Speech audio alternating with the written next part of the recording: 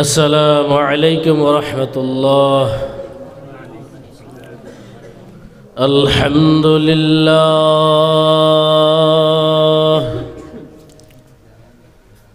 الحمد لله وحده، والصلاة والسلام على من لا نبي بعده. أما بعد فأعوذ بالله من الشيطان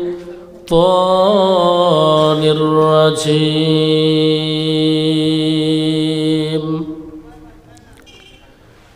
بسم الله الرحمن الرحيم.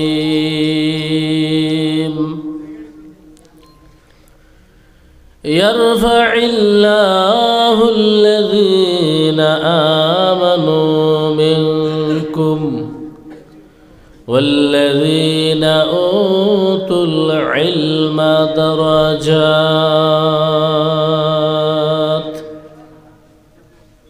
صدق الله مولانا العظيم.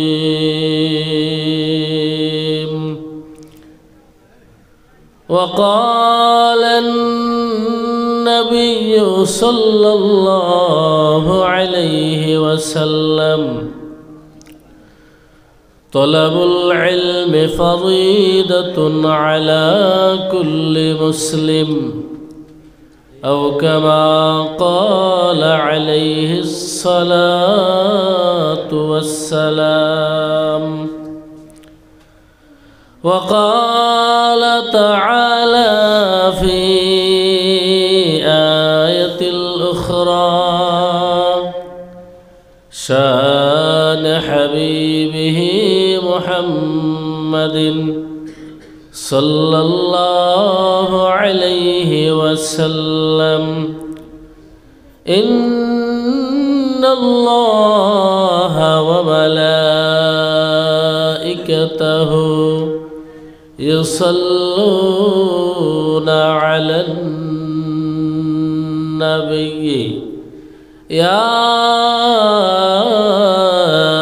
أيها الذين آمنوا صلوا عليه وسلموا تسليما. সকলেই প্রিয় নবীজির মহব্বতে আমরা আমাদের মনকে মদিনার দিকে ধাবিত করে কিছুক্ষণ দরুদ শরীফ পাঠ করি। সাল্লাল্লাহু আলা মুহাম্মাদ সাল্লাল্লাহু আলাইহি সাল্লাল্লাহু আলা মুহাম্মাদ সাল্লাল্লাহু আলাইহি। আপনাদের দরুদ শরীফের আওয়াজে প্রমাণ হইতেছে আপনারা ক্লান্ত হয়ে গেছেন। কি ক্লান্ত হয়ে গেছেন? রাত কয়টা বাজে? কয়টা বাজে বলেন? কয়টা বাজে? শুধুমাত্র 9:30। লম্বা সময় আলোচনা করার সুযোগ নাই, অসুস্থ হুজুর, এই জন্যই হুজুর পরে আলোচনা করবেন। আপনারা এই এলাকার নাম কি? বক্তারা। উপজেলার নাম কি? উপজেলার নাম জুরি। আমি জানি জুরি এলাকার মানুষের ইমানি চেতনা, ইমানি শক্তি বেশি। তারা নবীর, তাদের মধ্যে নবীর এশকও বেশি। কাজেই যাদের মধ্যে নবীর এশকও আছে, যাদের মধ্যে ইমানি চেতনা, ইমানি স্পিড আছে, তাদের দরুদ শরীফের আওয়াজ দুর্বল হওয়ার কথা না। কাজেই ইমানকে শক্তিশালী করে নবীর এশক আর মহব্বত নিয়ে আমরা সবাই জোরে সোরে দরুদ শরীফ পড়ব। দরুদ শরীফ পড়লে কি ক্ষতি আছে আমাদের? দরুদ শরীফ পড়লে কার লাভ? আমাদের লাভ। तमाम पृथिवीर मानुष যদি দরুদ শরীফ না পড়ে এত নবীর সম্মানের যাররা পরিমাণ কিছু আসে যায় না। সমস্ত মানুষ দরুদ শরীফ পাঠ করলে এত নবীর ইজ্জত বাড়বে না। আল্লাহ যা সম্মান দেওয়ার নবীকে দিয়েছেন কেউ কমাইতে পারবে না। আর কেউ যদি মনে করে নবীর সম্মান বাড়াবো, কিয়ামত পর্যন্ত চেষ্টা করলেও বাড়াতে পারবে না। কারণ আমাদের নবীর মর্যাদা আল্লাহর পরেই আমাদের নবীর মর্যাদা।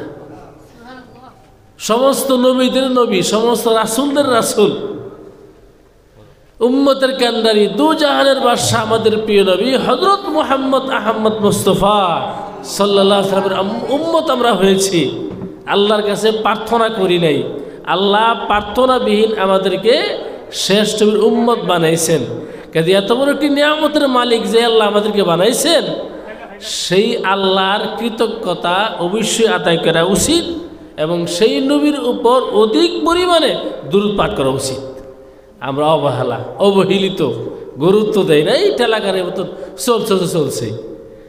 সবাই আওয়াজ করে বলবেন তো, সাল্লাল্লাহু আলা মুহাম্মাদ সাল্লাল্লাহু আলাইহি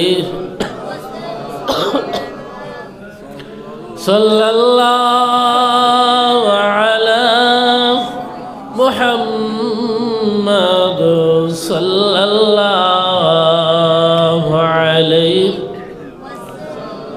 বালাগাল উলা বিকামালিহি কাশাফাত দুজা বিজামালিহি হাসনাত জামিউ খিসালিহি সাল্লু আলাইহি ওয়া আলিহি ইয়া রব লে যায় हमारी दुरूद और सलाम बरगुज़िरा नबी पर अपने मुदाम अल्लाहुम्मा सल्लि व सल्लिम व बारिक अलैहि। বুকতেরা বাইতুল কোরআন হাফিজিয়া মাদ্রাসা এর উদ্যোগে আয়োজিত অধ্যকার ইসলামী মহাসম্মেলনের ইসলাহি দোয়ার মাহফিলের সম্মানিত সভাপতিবৃন্দ, উপস্থিত মুআজ্জাজ মুকাররম হযরত উলামায়ে কেরাম, আমার সামনে সমবেত দিন প্রিয়, ইসলাম প্রিয়, সর্বস্তরের ধর্মপ্রাণ মুসলমান ভাইয়েরা, পর্দার আড়ালের আমার অত্যন্ত শ্রদ্ধেয়া আবেদা জাহেদা মোমেনা মুকেনা মা ও বোনেরা, মহান আল্লাহ পাক রব্বুল আলামিনের দরবারে অসংখ্য অগণিত শুকরিয়া জ্ঞাপন করি, যিনি আমাদেরকে শত শত মুসলমান থেকে যাচাই বাছাই করে নির্বাচন করে নির্বাচিত করে জান্নাতের বাগানে গুনাহ মাফের মজলিসে রহমতি বরকতি জায়গাতে আমাদেরকে আসার বসার যিনি তৌফিক দিয়েছেন, সেই আল্লাহর দরবারে, সেই মহামনিবের দরবারে আমরা সকলেই মন ভরে প্রাণ খুলে উঁচু আওয়াজ করে সমস্বরে গলা ছেড়ে ইমানে আওয়াজে আমরা সবাই পড়ে নেই কালিমাতুশ শুকুর আলহামদুলিল্লাহ। আমরা এমন এক জায়গাতে বসছি, যেই জায়গাটি হচ্ছে আল্লাহর ঘর মসজিদ। আল্লাহর ঘর মসজিদে সর্বদাই আল্লাহর রহমত বর্ষণ হইতে থাকে। আবার যেখানে মাহফিল হয়, জিকিরের মাহফিল হয়, যেখানে আল্লাহর গুণগান বর্ণনা করা হয়, আল্লাহর মহত্বের আলোচনা হয়, সেই জায়গাটিও জান্নাতের বাগান। এক তো হচ্ছে মসজিদ আল্লাহর ঘর, আবার এখানে মাহফিল হচ্ছে, এখানে আল্লাহর আলোচনা হচ্ছে, নবীর আলোচনা হচ্ছে, এটা জান্নাতের বাগান। মসজিদ আবার জান্নাতের বাগান, নূর আলা নূর।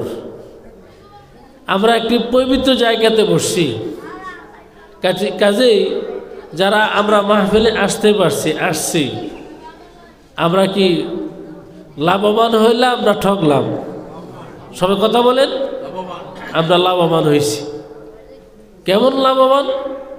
যদি আমরা ইখলাসের সাথে ওয়াজ শোনার উদ্দেশ্যে আমরা মাহফিলে আসি, অন্য কোনো উদ্দেশ্য হচ্ছে আল্লাহকে সন্তুষ্ট করার জন্য, দ্বীনের কথাবার্তা শুনে দ্বীনের সহিহ বুঝ নেওয়ার জন্যে আমরা যারা আসছি, আমাদের নিয়ত সলিড, আর যাদের নিয়ত সলিড আল্লাহ তাদেরকে মাফ করাইয়া বাড়িতে বসাইবেন। এখানে এই প্যান্ডেলের চতুর্পাশে আল্লাহ রহমতি ফেরেশতারা সারিবদ্ধভাবে দাঁড়িয়ে আছেন, আল্লাহর সঙ্গে কথাবার্তা বলতেছেন। লম্বা হাদিস পরিশেষে আল্লাহ বলবেন যে এরা আমাকে দেখে নাই, জান্নাত দেখে নাই, জাহান্নামের শাস্তি দেখে নাই, এরপরও আমি আল্লাহর মহত্বের বর্ণনা করে, আমি আল্লাহর গুণগান গাই, জান্নাতের কামনা করে জাহান্নাম থেকে বাঁচতে চাই। হে ফেরেশতারা তোমরা সাক্ষী থাকো, তোমাদেরকে সাক্ষী রেখে আমি আল্লাহ বললাম যারা মাহফিলে আসছে বসে সকলকে মাফ করে দিলাম। তা আমাদের লাভ হয়েছে না লস হয়েছে? সম্মানিত হাজরিন, আমি আপনাদের সামনে সূরা মুজাদালার 11 নং আয়াতের শেষ অংশটুকু আপনাদের সামনে পাঠ করছি। প্রিয় নবীর অসংখ্য হাদিস থেকে একটি হাদিস আমি আপনাদের সামনে উপস্থাপন করেছি। আমার তেলাওয়াতকৃত আয়াত এবং হাদিসের আলোকে আমি আপনাদের সামনে কিছু কথাবার্তা বলবো। আল্লাহ আমাকে ইখলাসের সাথে আমলের নিয়তে বলার তৌফিক দান করুন এবং আপনাদেরকেও ইখলাসের সাথে আমলের নিয়তে শোনার তৌফিক দান করুন। সকলেই বলুন আমিন। সম্মানিত হাজরিন, আমি খুবই অসুস্থ, আজকে 4 দিন যাবৎ অসুস্থ, ঠান্ডা, গলা বৈশা রয়েছে। গতকাল নরসিংদীতে গেছি, যাওয়ার পরে তো খুবই খারাপ, ভাবতে পারি আজকে তো আসবো এখানে। তো আপনাদের এই মাদ্রাসা যে পরিচালনা করেন, হ্যাঁ, ফজলুল ভাই তো নাকি, ফজলুর রহমান ভাই, ওনার প্রশংসা আমার করতে হয়। উনি যে কত যোগাযোগ করছেন, প্রতিদিন ফোন, প্রতিদিন বয়স কল, দায়িত্বের অনুভূতি ওনার মধ্যে পরিপূর্ণ আছে। উনি একজন দায়িত্ববান মানুষ, দায়িত্বশীল মানুষ। উনি এইভাবে যোগাযোগ করছেন, এই ধরনের যোগাযোগ কেউ করেন নাই। ওনার যোগাযোগের কারণে ওনার এই যে একটা আবেগ, উদ্দীপনা, এটাকে বাস্তবায়ন করার জন্য আসছি। আজকে ওয়াজ করার জন্য আসি নাই, আমি খুবই অসুস্থ, আপনাদের কাছ থেকে দোয়া নেওয়ার জন্য আসছি। সবাই দোয়া করবেন, আমি যতটুকু সম্ভব হয়, আমি অসুস্থ মানুষ, কিছু কথাবার্তা আমি যে আয়াত তেলাওয়াত করেছি এই আয়াতের আলোকে কিছু কথাবার্তা বলবো। আল্লাহ আমাকে বলার তৌফিক দান করুন এবং আল্লাহ আমাকে সুস্থতা দান করুন। সকলে বলুন আমিন। সম্মানিত হাজিরিন, আল্লাহ বলেন, ইয়া আইয়ুহাল্লাযীনা আমানু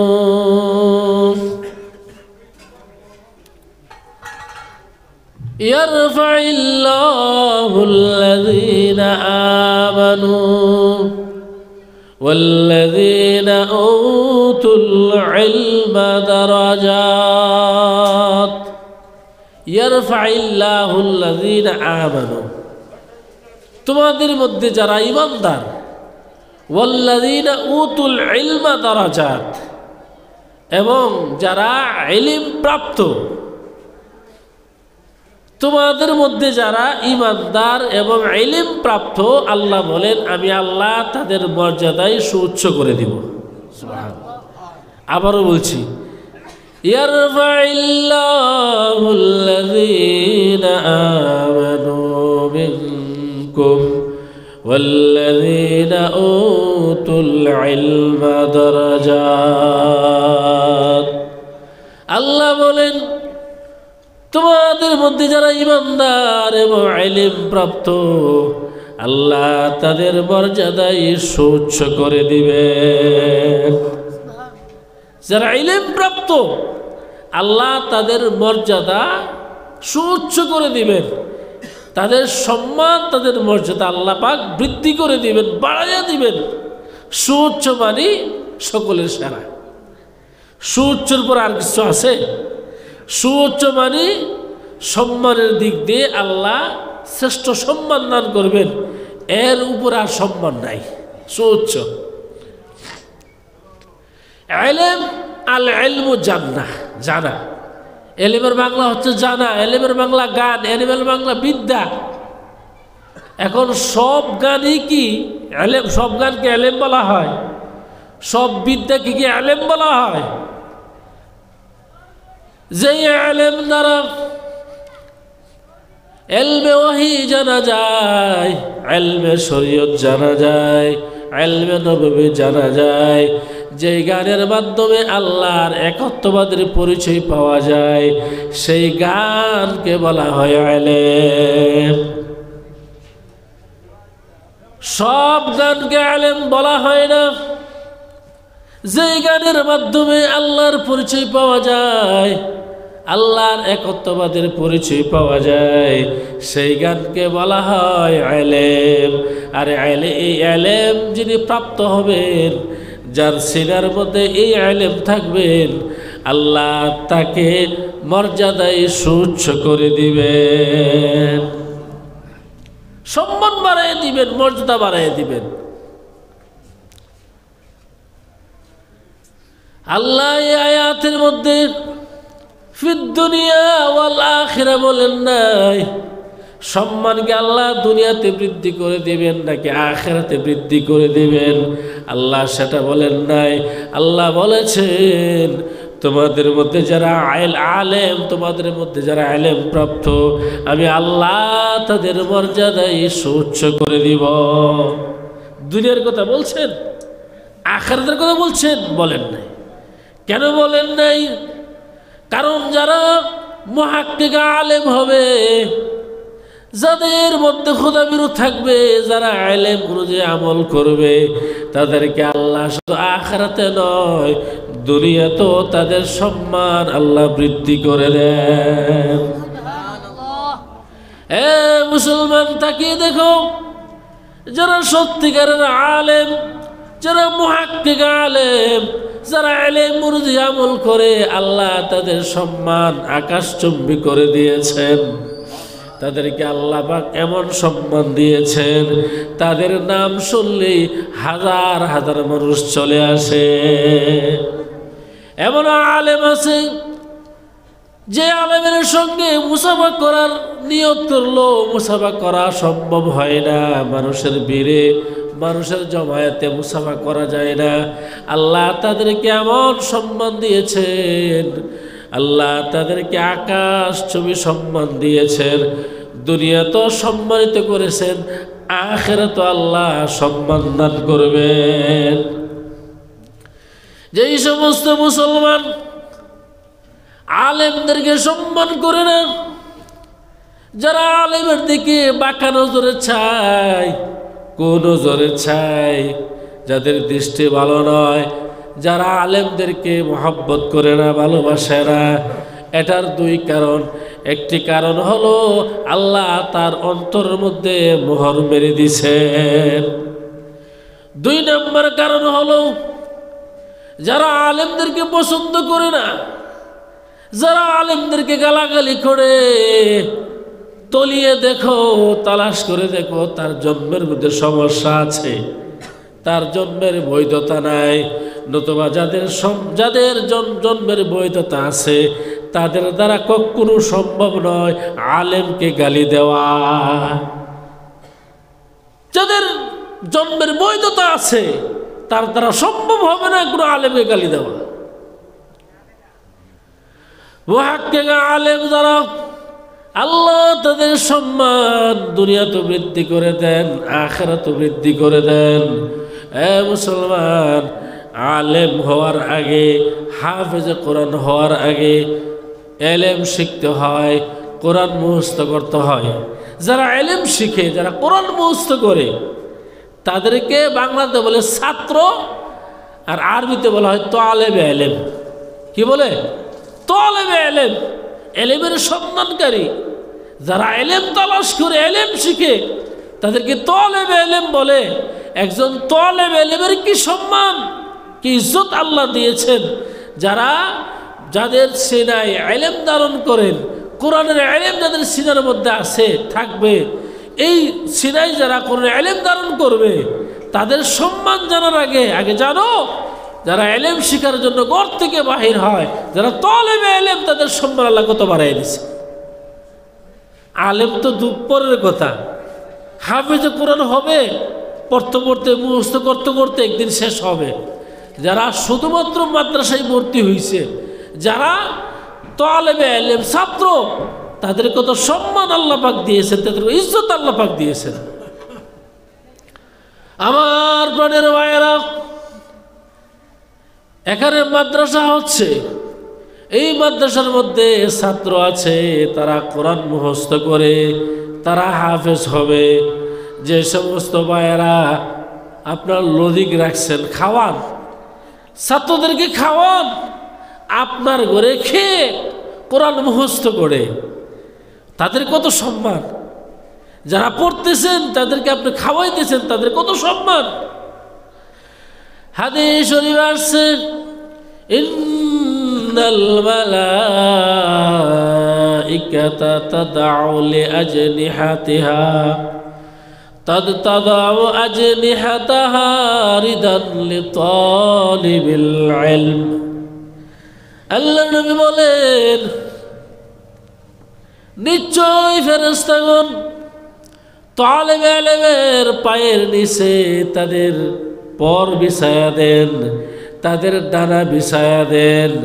তালেবে ইলমের সম্মানার্থে, তালেবে ইলমকে সন্তুষ্ট করার জন্যে ফেরেশতাগণ তাদের পায়ের নিচে পর বিছায়া দেন। ফেরেশতাদের পর বিছায়া দেন, ডানা বিছায়া দেন, তালেবে ইলমের সম্মানার্থে, তাদেরকে সন্তুষ্ট করার জন্য কি করেন? ফেরেশতারা তাদের ডানা বিছায়া দেন। এ মুসলমান, আল্লাহর কাছে কত মর্যাদা হইলে আল্লাহর তৈরি নূরের ফেরেশতারা তাদের পা বিছায়া দেন তালেবে ইলমের পায়ের নিচে। একজন তালেবে ইলমের কত সম্মান হইলে, কত মর্যাদা হইলে আল্লাহর ফেরেশতারা তাদের পর তাদের পায়ের নিচে বিছায়া দেন। তালেবে ইলমের পায়ের নিচে ফেরেশতারা কি করেন? পর বিছাইয়া দেন, তাদের ডানা বিছাইয়া দেন। এই ডানার উপর দিয়া তালেবে ইলম হাঁটে। এ মুসলমান, আল্লাহ তাআলা সময়ে সময়ে আল্লাহর কথার বাস্তবতা, আল্লাহর বন্ধুর বাস্তবতা প্রকাশ করে দেন। সময়ে সময়ে কিছু ঘটনা আল্লাহ ঘটাইয়া দেন, যেন মুসলমান সজাগ হয়ে যায়, মুসলমান যেন সজাগ হয়, সচেতন হয়, মুসলমানের চেতনা যেন বাড়ে। এই জন্য আল্লাহ সময়ে সময়ে আয়াতের বাস্তবতা, হাদিসের বাস্তবতা সময়ে সময়ে ঘটাইয়া দেন। ইমাম গাজ্জালি রহমতুল্লাহি আলাইহির ছাত্র জীবনের ঘটনা। তিনি বাগদাদে মাদ্রাসা নিজামিয়ায় পড়তেন।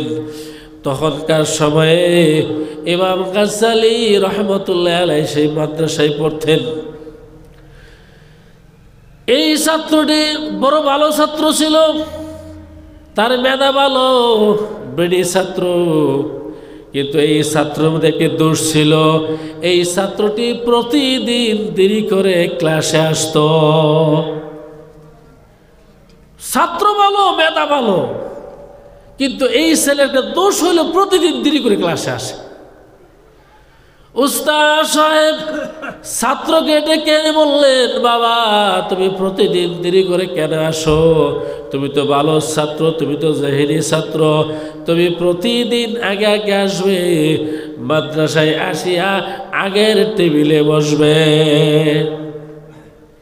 ছাত্র ওয়াদা করলেন, ঠিক আছে হুজুর, আমি আগামীকাল আগে আগে মাদ্রাসায় চলে আসব। যখন আগামীকাল আসলো, ছেলেটি আসতে পারে নাই, দেরি করে মাদ্রাসায় আসছে এবং সকলের পিছনে বসছে। উস্তাদ সাহেব বললেন, বাবা তুমি গতকাল আমার সঙ্গে ওয়াদা দিয়েছো আগে আগে ক্লাসে আসবে, তুমি তো আসতে পারো নাই, তুমি তো দেরি করে ক্লাসে আসছো। বাবা তুমি প্রতিদিন আগে আগে ক্লাসে আসবে, আমার সঙ্গে ওয়াদা করো। ছাত্রটি ওয়াদা করলেন, ঠিক আছে হুজুর, আগামীকাল আমি আগে চলে আসবো। ওয়াদা করে চলে গেছেন। যখন আগামীকাল আসলো, ছেলেটি দেরি করে ক্লাসে আসছে। এবার উস্তাদ সাহেব ওই ছাত্রটিকে ডেকে কাছে আনলেন, আনিয়া বলেন, বাবা প্রতিদিন আমার সঙ্গে ওয়াদা করো আগে আগে ক্লাসে চলে আসবে, কিন্তু তুমি আসতে পারো নাই, তার কারণ কি বলো? কেন আসতে পারো না, বলো কারণ কি? ছাত্রটি বললেন, হুজুর আমি প্রতিদিন আগে আগে বাসায় থেকে বাহির হয়, ঘর থেকে বাহির হয়। আমি ঘর থেকে বাহির হইয়া যখন রাস্তায় আসি, আমি যখন চলতে থাকি, তখন আমার প্রতি কদমে কদমে বিদ্যুৎ চমকায়। হুজুর আমি আগে আমার ঘর থেকে বের হয়ে যাই, আমি যখন কদম ফেলি তখন আমি তাকায়া দেখি আমার প্রতি কদমে কদমে বিদ্যুৎ চমকায়, বিদ্যুতের আলোর মতো চমক মারে। এই জন্য আমি আস্তে আস্তে হাঁটি, আমার ভিতরে ভয় ঢুকে, যখনই পা রাখি চমকে ওঠে, আলো চমকে ওঠে। উস্তাদ সাহেব বললেন, হে বাবা, আমি আজকে আল্লাহর নবীর হাদিসের বাস্তবতা তোমার মাধ্যমে পেয়েছি। বাবারে, তালেবে আলেমের পায়ের নিচে ফেরেশতাদের ডানা বিছায়া দেন, সেটা আল্লাহর নবীর হাদিস থেকে জানতে পারলাম। আজকে তোমার মাধ্যমে সেই হাদিসের বাস্তবতা উপলব্ধি করলাম, সেই বাস্তবতা উপলব্ধি করলাম। এই ছাত্রটি আর কেউ নয়, এই ছাত্রটি হচ্ছেন হযরত ইমাম গাজালি রহমতুল্লাহ আলাইহি। এ মুসলমান, তালেবে ইলমের পায়ের নিচে ফেরেশতারা তাদের পাখা বিছায়া দেন। এই তালেবে ইলমকে যদি আপনি 3 বেলা খাবার খাওয়ান, আপনার খানা খাইয়া যদি তালেবে ইলম হাফেজে কোরআন হয়, এই তালেবে ইলম আপনাকে সারা জান্নাতে প্রবেশ করবে না। আপনাকে সারা তালেবে ইলম জান্নাতে প্রবেশ করবে না, কারণ একজন তালেবে ইলমকে আল্লাহ পাক সুযোগ দান করবেন সুপারিশ করা। হাদিস শরীফে আসছে, আল্লাহর নবী বিশ্ব নবী রাহমাতুল লিল আলামিন বলেছেন, মান ক্বারাআল কুরআন ফাস্তাযহারাহু ফাআহাল্লা হালালাহু ওয়া হাররামা হারামাহু আদখালাহুল্লাহুল জান্নাহ ওয়া শাফাআহু ফি 'আশারাতিন মিন আহলি বাইতি কুল্লুহুম ক্বাদ ওয়াজাবাত লাহুম নার। আমার প্রাণের ভাইয়েরা, আল্লাহ নবী বলেন, যে হাফেজে কোরআন কোরআনের হালালকে হালাল মনে করবে, কোরআনের হারামকে হারাম মনে করবে, কোরআনের হালালকে হালাল মনে করে, কোরআনের হারামকে হারাম মনে করে জীবন পরিচালনা করবে, জীবন সাজাবে, কোরআন অনুযায়ী জীবন পরিচালনা করবে। আল্লাহ নবী বলেন, আদখালাহুল্লাহুল জান্নাহ। আল্লাহ নবী বলেন, আল্লাহ তাকে ওই হাফেজ কোরআনকে জান্নাতে প্রবেশ করাইবেন। আল্লাহ পাক জান্নাত দান করবেন, জান্নাতে প্রবেশ করবেন।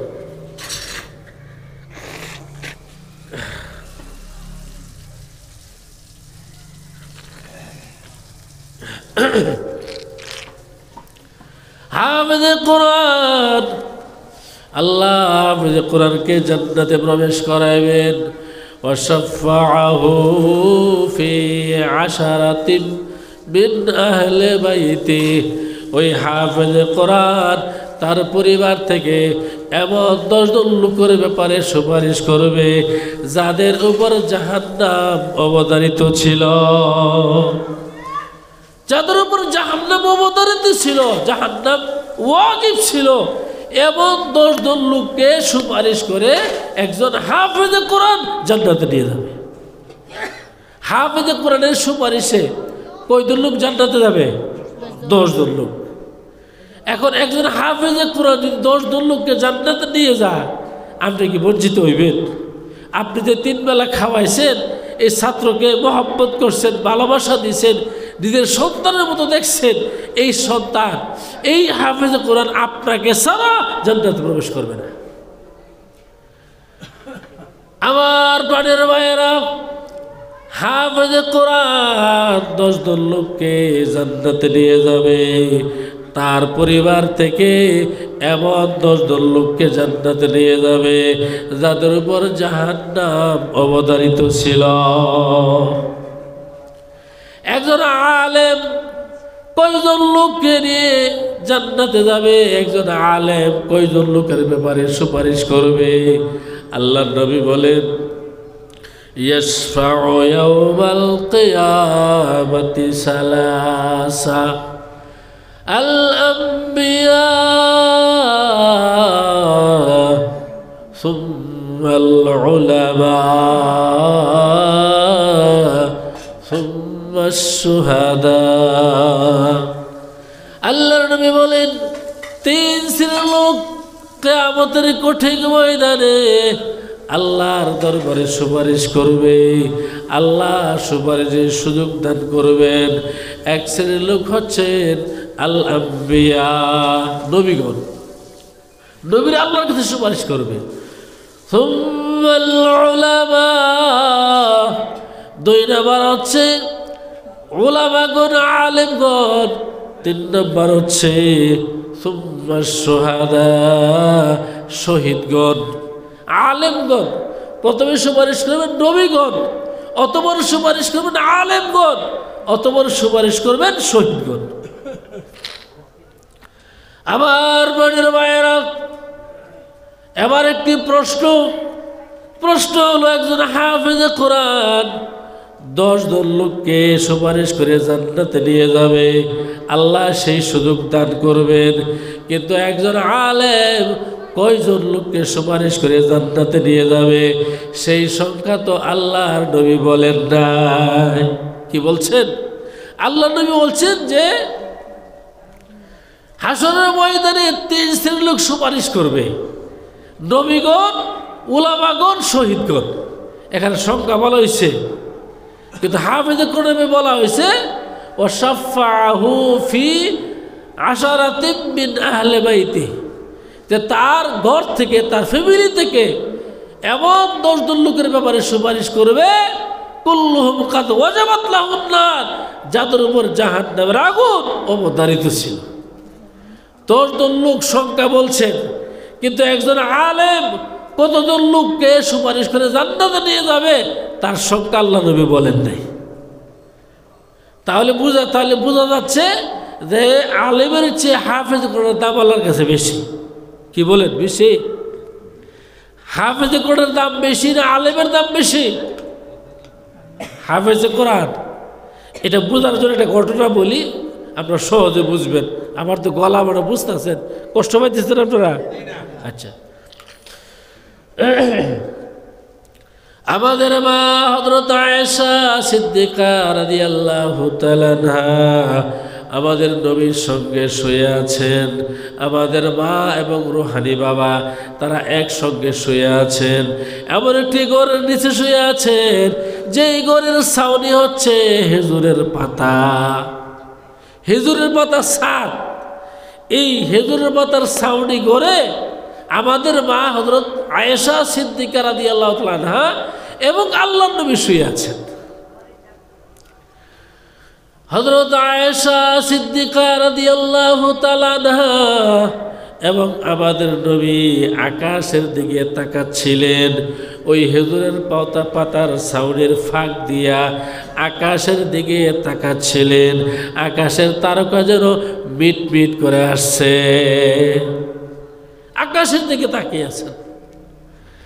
আল্লাহর নবী বললেন, হে আয়েশা, আকাশের দিকে তাকিয়ে তুমি কি দেখছো? কি দেখতেছো? আকাশের দিকে তাকিয়ে বলো। হযরত আয়েশা সিদ্দিকা রাদিয়াল্লাহু তাআলা আনহা বললেন, ইয়া রাসূলুল্লাহ, ইয়া হাবিবাল্লাহ, আমি আকাশের দিকে তাকিয়ে আকাশের তারকা দেখতেছি। আমি আকাশের দিকে তাকিয়ে আকাশের তারকা দেখতেছি। আল্লাহর নবী কথায় কথায় বললেন, হে আয়েশা, বলো বলো আকাশে কে পরিমাণ তারকা দেখা যাচ্ছে? হযরত আয়েশা সিদ্দিকা রাদিয়াল্লাহু তাআলা বললেন, ইয়া রাসূলুল্লাহ, ইয়া হাবিবাল্লাহ, আকাশে অসংখ্য অগণিত তারকা দেখা যাচ্ছে। এর কি গণনা করা যাবে? আল্লাহর নবী বললেন, হে আয়েশা, আকাশে যে পরিমাণ তারকা আছে এই পরিমাণ সওয়াব আমার কোন সাহাবীর আমলনামায় আছে তুমি জানো নি? তুমি কি জানো আকাশে যে পরিমাণ তারকা দেখা যাচ্ছে, যে পরিমাণ তারা আকাশে আছে, এই পরিমাণ সওয়াব আমার কোন সাহাবীর আমলনামায় আছে? হে আয়েশা, আকাশে যে পরিমাণ তারকা আছে, এই পরিমাণ সওয়াব আমার কোন সাহাবীর আমলনামায় আছে তুমি জানো কি না? হযরত আয়েশা সিদ্দিকা রাদিয়াল্লাহু তাআলা চুপ করে শুয়ে আছেন। দেখি আল্লাহর নবী কোন সাহাবীর নাম বলে, আর মনে মনে কল্পনা করতেছেন সেই সাহাবী আর কেউ নয়, সেই সাহাবী আমার আব্বাই হবে।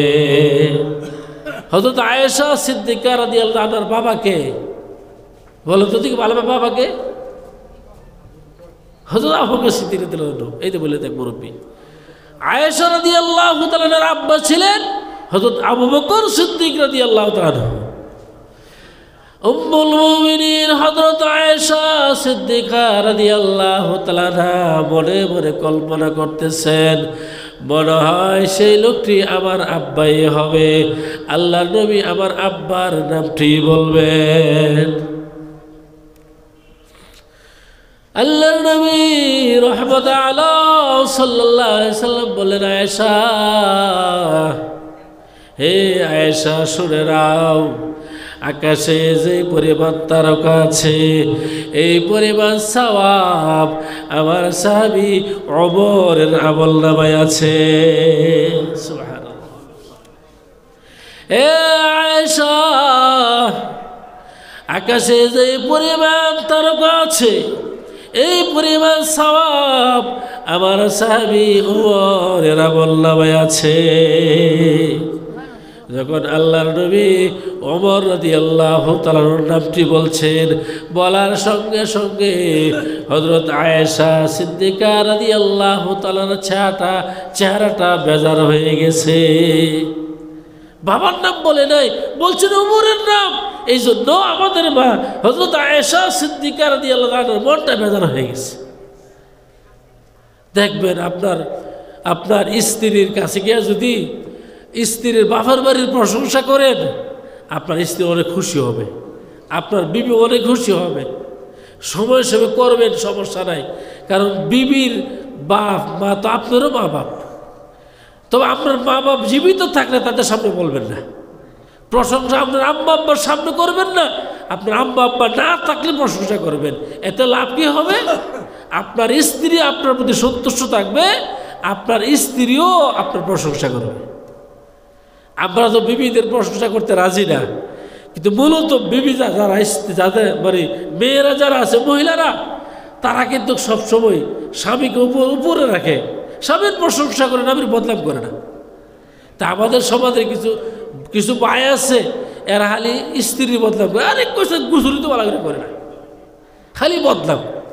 কিন্তু মহিলারা আবার এই স্বল্প বয়সের অভিজ্ঞতা থেকে বলতেছি যে মহিলারা সহজে স্বামীর বদনাম করে না, স্বামীরে বড় মানে রাখতে চান। বড় মানা স্বামীকে তিনজন মহিলা যদি মনে করেন একাধিক মহিলা একসাথে হয়, মোটামুটি সংসার আরম্ভ হয়ে থাকা, মোটামুটি সংসার আরম্ভ হয়ে থাকা। এক ঘটনা, এক জায়গার ঘটনা, তিনজন মহিলা, তিন এলাকার তিনজন মহিলা একসাথে হয়েছে। হওয়ার পর বলতেছে, এক মহিলা বলতেছে, আফা আফা আপনার স্বামী কি করে, আপনার স্বামীর কি অবস্থা? কইতেছে, আমার স্বামী সব সময়, আমার স্বামীর পিছনে দুটো লোক থাকে, সব সময় তাই। আরে কোন কিন্তু আপনার স্বামীর পিছনে সবসময় দুটো লোক থাকে, ও সবসময় থাকে। তখন ও বাকি দুই মহিলা মনে মনে কল্পনা করতে চাই, রে তো তার ওনার স্বামী তো বোঝা গেছে অনেক উপরস্থ লোক, অনেক দামি মানুষ। এখন আপনাদেরকে জিজ্ঞাসা করলে কি বলবো? এখন যে মহিলা বলছে আমার স্বামী সবসময় দুই ধরে সামনে থাকে, সবসময় দুই ধরে পিছনে থাকে, ওই মহিলা প্রশ্ন করছে, আপনার স্বামী কি করে? আমার স্বামীর কাছে, আমার স্বামী এমন ব্যক্তি যে ওই আমার স্বামীর কাছে যা মাথাটা গুজে রাখার লাগে, মাথা গুজে বসতে হয় আমার স্বামীর সামনে গিয়া, মাথা লাগাতে পারে না। আমার স্বামীর সামনে গিয়া মাথা গোজাইয়ে বসে থাকে, বেটাকারি করতে পারে না। মাশাআল্লাহ, তো অনেক বড় ধরনের মানুষ, অনেক দামি মানুষ। তখন ওই দুইজনের মধ্যে আরেকজন বলতেছে, তা আপনার স্বামী কি করে? তখন ওই তৃতীয় মহিলা বলতেছে যে আমার স্বামী এমন, ইচ্ছা করলে বাতাস ছাড়তে পারে, ইচ্ছা করলে বাতাস বন্ধ করতে পারে। বিশাল ব্যাপার স্যাপার। একজনের স্বামী সবসময় দুইজনের সামনে থাকে, আরেকজনের স্বামী কি করে, যে ওই ওনার কাছে যা মাথা গজে বসতে হয়, মাথা আনানোর শক্তি নেই। তৃতীয় মহিলার স্বামী হচ্ছে ইচ্ছা করলে বাতাস বন্ধ করতে পারে, ইচ্ছা করলে বাতাস ছাড়তে পারে। এই কথাগুলো বলে সময় পাশে এক মুরব্বী ছিল শুইয়া, এই মুরব্বী ঘর থেকে শুনছে, কি ব্যাপার, এত বড় বড় ব্যক্তির মানে পরিবার বিবির আমার ঘরে আসছে, আচ্ছা জানতে হবে এদের থেকে এই কথাগুলো রহস্য কি, বেদ কি। তখন ওই মুরব্বী বলতেছে, বা কেউ যায় না, বসো। তোমরা তিনজনে তোমাদের স্বামীর বর্ণনা দিছ। একজন দিছ যে তোমার স্বামীর পিছনে সবসময় দুইজন লোক বসা থাকে, দুইজন লোক থাকে সবসময়, তোমার স্বামী সামনে থাকে। আচ্ছা বাগো বল, সত্যি কথা বলো, তোমার স্বামী আসলে কি করে? আমার স্বামী রিক্সা চালা।